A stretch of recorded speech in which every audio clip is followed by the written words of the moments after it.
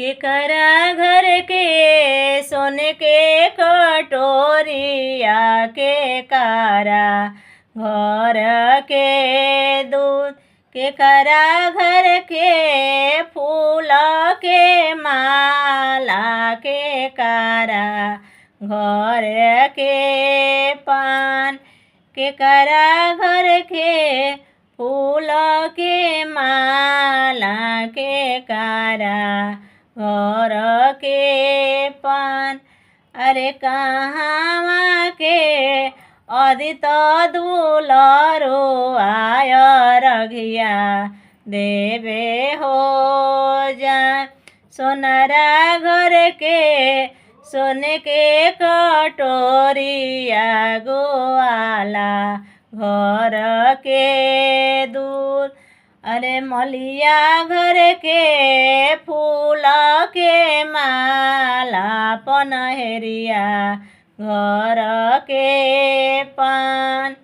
अरे स्वर्ग के अदित दुलरो आय रघिया देवे हो जाए टूटी गईले सोने के कटोरिया ढरकी गईले हो दूध। टूटी गईले फूल के माला मुरझाई गईले हो पान। रूसी गईले अदित दुलरो आय रघिया के हो बेर। अरे रूसी गईले अदित दुलरो आय रघिया के हो बेर। जोड़वाई लेबो सोने के कटोरिया मंगाई लेबो हो दूध। जोड़वाई लेबो फूल के माला मंगाई लेबो पान।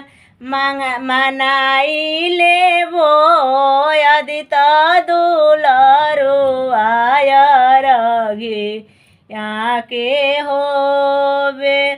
मनाई लेबो रुसल दुलरो आय रघिया के हो बेर। केकरा घर के सोने के कटोरिया के कारा